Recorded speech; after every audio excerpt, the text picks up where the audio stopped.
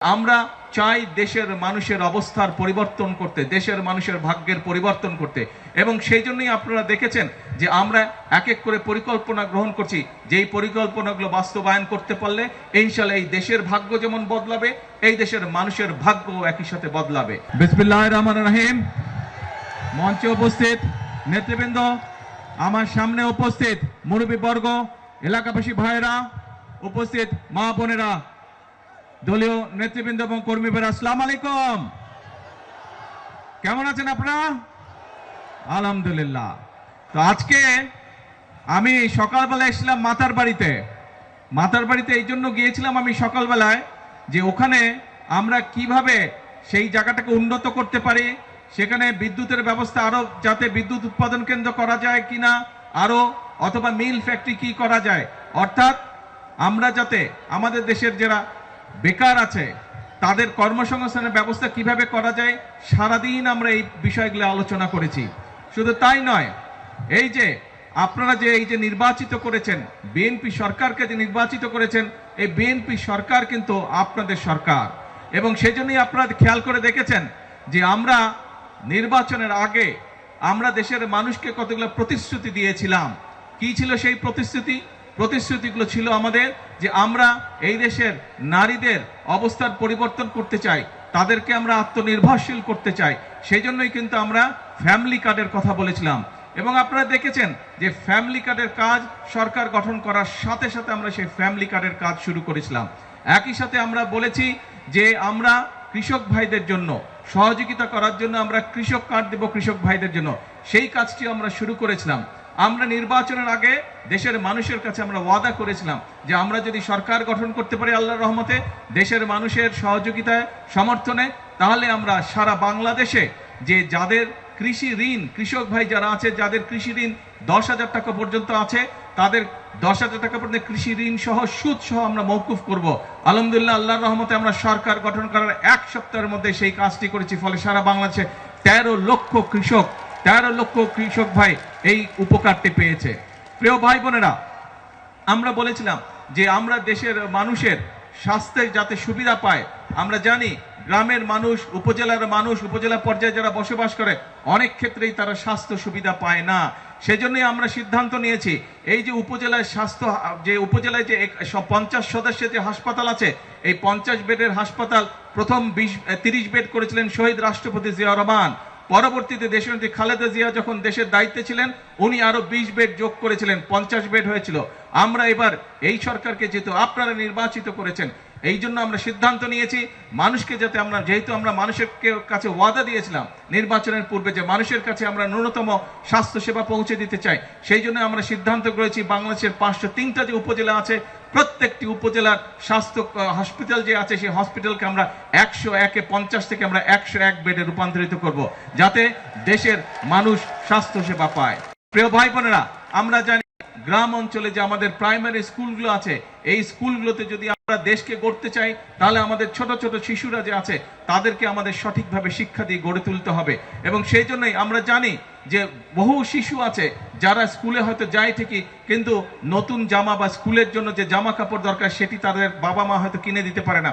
সেই জন্য প্রায় 1,20,00,000 শিশু সারা বাংলাদেশের প্রাইমারি স্কুলের আমরা সিদ্ধান্ত গ্রহণ করছি এদেরকে আমরা বিনামূল্যে সরকারের পক্ষ থেকে ক্লাস 1 থেকে 5 পর্যন্ত আমরা তাদেরকে পোশাক ব্যবস্থা করে দেব সরকারের পক্ষ থেকে। তাদেরকে যেমন নতুন বই দেওয়া হবে, এইসব ছোট ছোট বাচ্চাদের জন্য আমরা স্কুল ড্রেসেরও ব্যবস্থা করে দেবো ইনশাআল্লাহ। প্রিয় ভাই বোনেরা, যে কথাটি শুরু করেছিলাম যে আমরা চাই দেশের মানুষের অবস্থার পরিবর্তন করতে, দেশের মানুষের ভাগ্যের পরিবর্তন করতে, এবং সেই জন্যই আপনারা দেখেছেন যে আমরা এক এক করে পরিকল্পনা গ্রহণ করছি। যেই পরিকল্পনাগুলো বাস্তবায়ন করতে পারলে ইনশাআল্লাহ এই দেশের ভাগ্য যেমন বদলাবে, এই দেশের মানুষের ভাগ্য একই সাথে বদলাবে। কিন্তু দেশের জন্য কাজ করতে গিয়ে, দেশের মানুষের জন্য কাজ করতে গিয়ে আমরা দেখছি কিছু সংখ্যক মানুষ আছে, এই বাংলাদেশে কতগুলো রাজনৈতিক দল আছে, আমরা দেখছি যে তারা রাজপথে বিশৃঙ্খলা সৃষ্টির চেষ্টা করছে। যেভাবে তারা স্বাধীনতা যুদ্ধের বিরোধিতা করেছিল, যেভাবে তারা 86 সালে এই চট্টগ্রামে সেই মাটি যেখানে স্বৈরাচার বলেছিল যে যারা নির্বাচনে যাবে তারা জাতীয় বেঈমান হবে, কিন্তু সেই স্বৈরাচার ঢাকায় ফিরে গিয়ে সেই নির্বাচনে আরেক স্বৈরাচারের অধীনে অংশগ্রহণ করেছিল। এবং তাদের সাথে একটি গুপ্ত বাহিনী তাদের সাথে সেদিন নির্বাচনে জাতীয় বেঈমান হিসেবে আখ্যায়িত হয়েছিল, একই সাথে তাদের সাথে নির্বাচনে অংশগ্রহণ করার মাধ্যমে। এই গুপ্ত বাহিনীকে আমরা আবারও পরবর্তীতে দেখেছি যে 96 সালে আবার দেশের মানুষের সাথে গাদ্দারি করে তারা আবার স্বৈরাচারের সাথে হাত মিলিয়েছিল, গণতন্ত্রের বিপক্ষে তারা অবস্থান করেছিল। প্রিয় ভাই বোনেরা, আজকে আবারও এই গুপ্ত বাহিনীদেরকে আমরা দেখছি যে তারা মানুষকে বিভ্রান্ত করছে, মানুষের সঙ্গে মিথ্যা কথা বলছে, তারা বিশৃঙ্খলা তৈরির চেষ্টা করছে। প্রিয় ভাই বোনেরা, আপনারা চট্টগ্রামের মানুষ, এই চট্টগ্রামে দেশি বিদেশি বহু মানুষের বিনিয়োগের কলকারখানা আছে। আপনারা খুব ভালো করেই জানেন, আপনাদের এই চট্টগ্রামের মানুষ ব্যবসার সাথে বিভিন্নভাবে ব্যবসার সাথে জড়িত, বিভিন্ন ধরনের ব্যবসাতে চট্টগ্রামের মানুষ দেশের অন্য অন্য জায়গার তুলনায় তুলনামূলকভাবে বেশি মানুষ এখানে ব্যবসা বাণিজ্য করে। কাজে যেহেতু আপনারা ব্যবসা বাণিজ্য করেন, আপনারা জানেন যে ব্যবসা করতে হলে একটি শান্তিপূর্ণ পরিবেশ দরকার। কারণ শান্তিপূর্ণ পরিবেশ হলে ব্যবসায়ীরা ভালোভাবে কাজ করতে পারে, সেটি দেশি হোক বিদেশি হোক, ব্যবসায়ীরা বিনিয়োগ করতে পারে। এবং যদি দেশে শিল্প কারখানা গড়ে উঠে, ব্যবসা সম্প্রসারিত হয়, তাহলে আমার দেশের সন্তানেরা সেখানে কর্মসংস্থানের ব্যবস্থা করতে পারবে, আমার দেশের নারীরা সেখানে কর্মসংস্থানের ব্যবস্থা করতে পারবে। ফলে দেশের মানুষের আয় উন্নতি বাড়বে, দেশের মানুষের ভাগ্যের চাকা আস্তে আস্তে পরিবর্তিত হবে। কিন্তু আমরা দেখছি যে একটি রাজনৈতিক দল বিভিন্নভাবে বিশৃঙ্খলা করার চেষ্টা করছে। আমরা জানি বিগত স্বৈরাচার ফ্যাসিবাদের সময় বাংলাদেশের গ্যাস, বিদ্যুৎ এইসব নিয়ে তারা বিভিন্ন রকম পরিকল্পনা করেছে, যেই পরিকল্পনা মানুষের কাজে আসে নাই, যেই পরিকল্পনা ভালো ছিল না দেশের জন্য, কাউকে হয়তো বিশেষ সুবিধা দেওয়ার জন্য তাদের পক্ষে পরিকল্পনা গ্রহণ করেছিল। আমরা এই পরিকল্পনাগুলোর উপর তাদের এই যে অপরিকল্পিত পরিকল্পনা ছিল, অপরিকল্পিত পরিকল্পনাগুলোর জন্য আমরা কাজ করছি এবং ইনশাআল্লাহ শীঘ্রই আমরা বাংলাদেশের জাতীয় সংসদে আমরা সারা দেশের মানুষের কাছে উপস্থাপন করব যে আগামী 10 বছর আমাদের বিদ্যুৎ ব্যবস্থা, আমাদের গ্যাস ব্যবস্থা কি হবে, যাতে করে ব্যবসায়ীরা বিনিয়োগ করতে পারে, ব্যবসায়ীরা যাতে করে আশ্বস্ত হতে পারে এই দেশে বিদ্যুৎ গ্যাস সবকিছু থাকবে। কিন্তু মানুষকে বিভ্রান্ত করে বিশৃঙ্খলা সৃষ্টির চেষ্টা করছে একটি রাজনৈতিক দল। প্রিয় ভাই বোনেরা, আমরা যেখানে প্রতিদিন পরিশ্রম করছি দেশের মানুষের ভাগ্যের পরিবর্তনের জন্য, আমরা যেখানে প্রতিদিন পরিশ্রম করছি দেশের ভাগ্যের পরিবর্তনের জন্য, কিছু সংখ্যক লোক বিশৃঙ্খলা সৃষ্টি করছে। আপনারা 12 তারিখের নির্বাচনে বিএনপিকে সমর্থন দিয়েছিলেন, কারণ বাংলাদেশের অধিকাংশ মানুষ বিএনপিকে সমর্থন দিয়েছিল। কারণ বাংলাদেশের মানুষ জানে এই দেশে যদি মানুষের ভাগ্যের উন্নয়নের জন্য কেউ রাজনীতি করে থাকে, সেটি একমাত্র শহীদ জিয়ার দল বাংলাদেশ জাতীয়তাবাদী দল রাজনীতি করেছে। বাংলাদেশের উন্নয়নের জন্য যদি কেউ রাজনীতি করে থাকে, কোন রাজনৈতিক দল যদি রাজনীতি করে থাকে, সেটি দেশনেত্রী বেগম খালেদা জিয়ার দল বাংলাদেশ জাতীয়তাবাদী দল সেই রাজনীতি করেছে। এখানে বহু মুরব্বী উপস্থিত আছেন, মুরব্বীদেরকে যদি জিজ্ঞেস করা হয় তাহলে দেখা যাবে শহীদ জিয়ার সময় এবং দেশনেত্রী খালেদা জিয়া যখন দেশ পরিচালনার দায়িত্বে ছিলেন, তখন দেশে শিক্ষার ব্যবস্থা কিভাবে ধীরে ধীরে উন্নত হয়েছিল, দেশে যোগাযোগ ব্যবস্থা কিভাবে উন্নত হয়েছিল, দেশে ব্যবসা বাণিজ্য মিল কারখানা কিভাবে গড়ে উঠেছিল। আজকে আবারও আপনাদের সেই প্রিয় দল বাংলাদেশ জাতীয়তাবাদী দলকে আপনারা দেশ পরিচালনার দায়িত্ব দিয়েছেন, কিন্তু কিছু সংখ্যক রাজনৈতিক দল তারা বিভ্রান্তি ছড়িয়ে সেই কাজগুলোতে বাধাগ্রস্ত করার চেষ্টা করছে। প্রিয় ভাই বোনেরা, আজ আমাদেরকে সিদ্ধান্ত নিতে হবে, আজকে আমাদেরকে সিদ্ধান্ত নিতে হবে বাংলাদেশের সকল গণতান্ত্রিকামী মানুষ যারা গণতন্ত্রে বিশ্বাস করে, যারা কথা বলার স্বাধীনতা বিশ্বাস করে, প্রত্যেকটি মানুষকে আজকে সিদ্ধান্ত নিতে হবে যে এই বিশৃঙ্খলাকারী যারা রাজপথে এসে রাজপথ বন্ধ করে দিতে চায়, যারা মানুষকে বিভ্রান্ত করতে চায়, তাদের বিরুদ্ধে কি ব্যবস্থা আমরা গ্রহণ করব, এইটি আজকে বাংলাদেশের মানুষকে সিদ্ধান্ত নিতে হবে। আর বাংলাদেশের মানুষের ভাগ্য নিয়ে ছিনিমিনি খেলতে দেওয়া যাবে না, দেশের ভাগ্য নিয়ে আর ছিনিমিনি খেলতে দেওয়া যাবে না। এখন সময় হচ্ছে দেশ গড়ার সময়, এখন সময় হচ্ছে জাতির ভাগ্য গঠনের সময়। কাজে আমাদের 20 কোটি মানুষের 40 কোটি হাতকে আজকে শ্রমিকের হাতে রূপান্তরিত করতে হবে। আমাদের দেশকে সামনের একদিনে এগিয়ে নিয়ে যেতে হবে। পৃথিবীর বহু দেশ আছে, যেই দেশগুলো আমাদের মতন আমাদের সাথেই স্বাধীন হয়েছিল, কিন্তু সেই দেশগুলো আজকে অনেক এগিয়ে চলে গেছে, কিন্তু বিভিন্ন চড়াই উতরাই পেরিয়েও আমরা সেই জায়গায় পৌঁছতে পারিনি।